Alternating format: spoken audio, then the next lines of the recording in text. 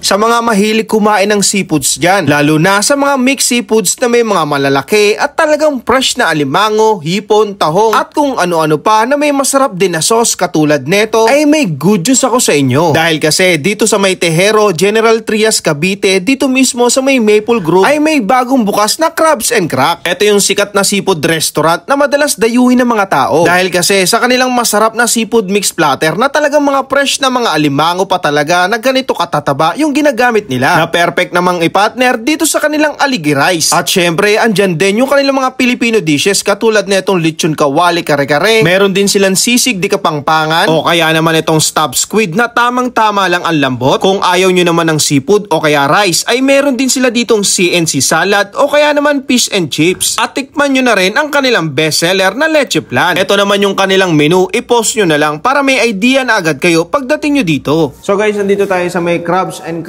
Located nga pala sila sa may Tejero, the General Trias, Cavite. Pinaka-landmark guys, malapit sila sa Maple Grove. Open sila dito simula 9 AM hanggang 11 PM tapos daily na yan. At syempre guys, ang kanilang specialty dito is yung kanilang mga crab and mga seafood. Ayan, tulad nitong in-order natin na mixed seafood platter na 1,399. And good for sharing na yan. Kita nyo naman sobrang dami. May malalaking crab. Ayan, dalawa. Grabe yung aligi, oh. Talagang putok-batok, oh. Ayan.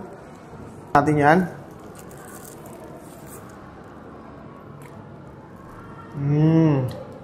Panalo. Lagyan natin ng rice.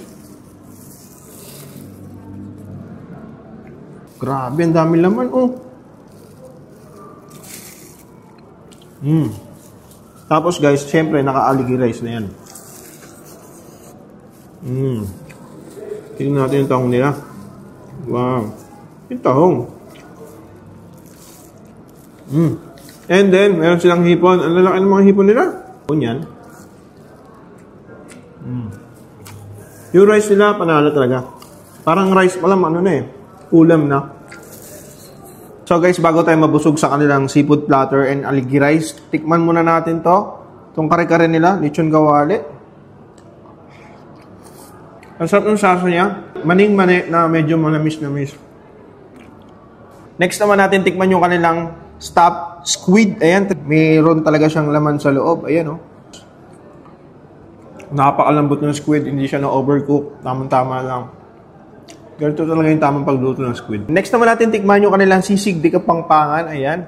Lagyan natin siya na ano. Ito parang ano talaga eh. Yung authentic na pagkakagawa. Ganito talaga yung solid na sisig. Ang sarap. Next natin tikman yung kanilang fish and chips. May kasama na rin siyang mayo. Garlic mayo ata to. Crunchy outside. Napakalambot sa loob, oh. At syempre guys, yung isa sa mga pinagmamalaki nila dito sa may Crabs and Crack. Ayan yung kanilang leche flan. Napaka-smooth. Nagme-melt agad siya sa bibig. Saka hindi siya matamis. Hindi siya nakakaumay.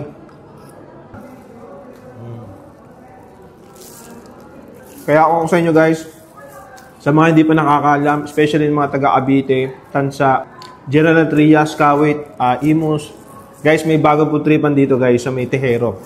Crabs and Crack. Tapos open naman sila dito araw-araw. So paano? I-enjoy na namin to.